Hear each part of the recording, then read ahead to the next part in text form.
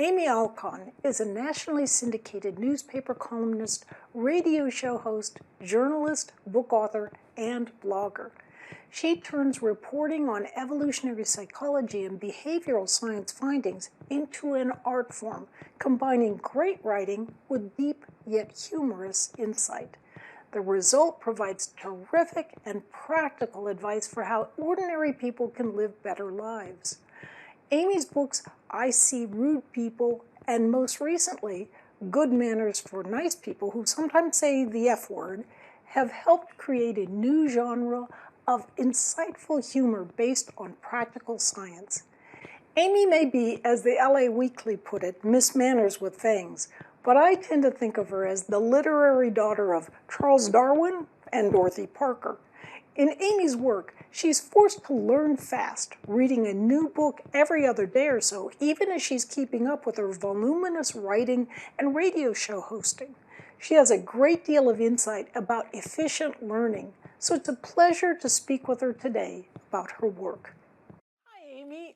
Thanks so much for taking time from your busy schedule. We both know, we're both writers, that writing is a form of learning. And so what I'd like to know is, how do you use the focused and diffuse modes to help you with your writing and with your learning?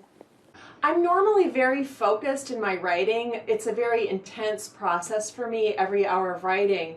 And so I need to take a break from that in order to really have the information be assimilated into me.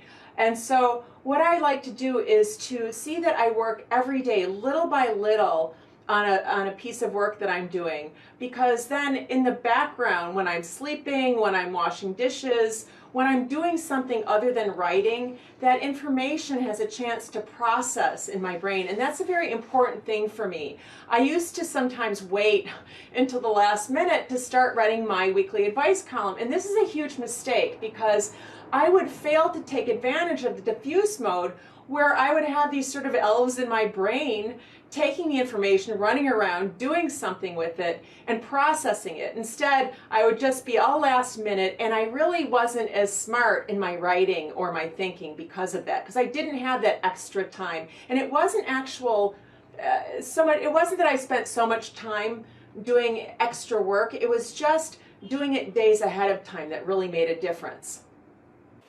That sounds a lot like the way I approach writing as well. Well, tell me this, what do you do to help prevent procrastination when you have the kind of writing job that you'd really rather not be doing? Well, all writing jobs are jobs I'd rather not be doing. Sometimes you have a beautiful paragraph, it just goes like butter, it's wonderful, it's funny, it's all together and clear, but usually that's not the case.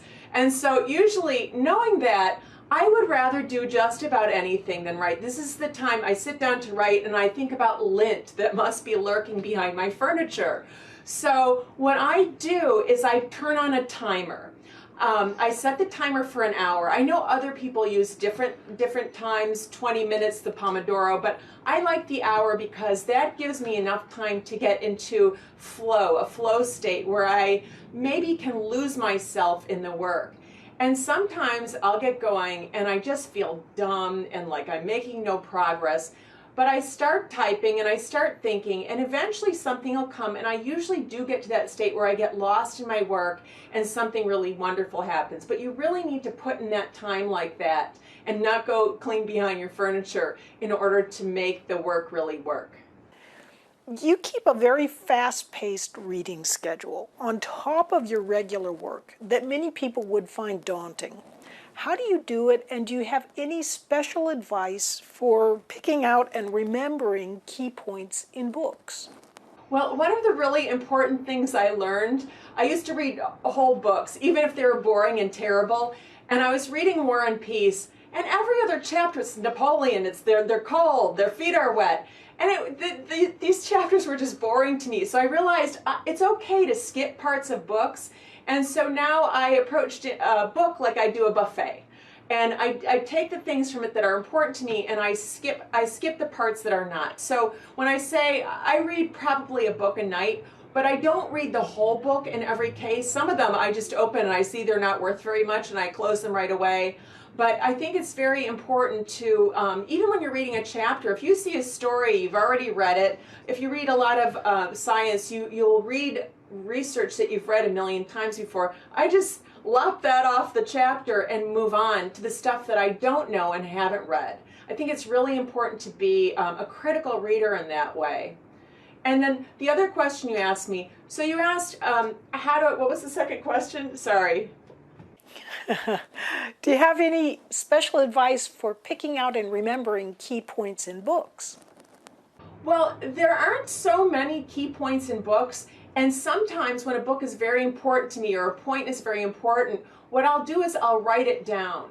It's really important, writing something down with an actual pen and ink, remember those? It seems to ingrain it into your brain better. And then what I do, and this maybe seems funny, I tape it on the wall outside my shower.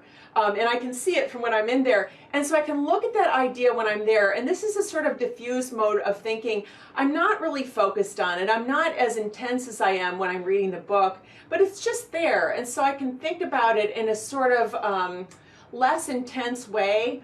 And it helps me ingrain an idea that maybe is a difficult idea to otherwise get. Any particular tips on how you learn most efficiently? I will, when I read a passage I don't quite get, I'll read it a few times because sometimes the first time you miss things or it's the language you're not used to. So that's pretty important. Another thing I'll do is go to other reference material because sometimes someone is a poor writer but has some really good ideas. So if I can understand the things they don't explain well, then I can maybe understand their idea better. That makes sense. Finally, do you have any tips related to sleep? I love sleep. I do about 6 things well, and one of them is napping. And this was not always the case. I took a yoga class, which I hate yoga, it was horrible. But the thing I learned to do was to breathe. I learned to slow down my breathing. And so in order to sleep, I just slow down my breathing. I'll take 10 really, really slow breaths. And I use that to slow myself down so I can fall asleep. And something very important is not to sleep for too long, because if you sleep for too long, you can actually get groggy.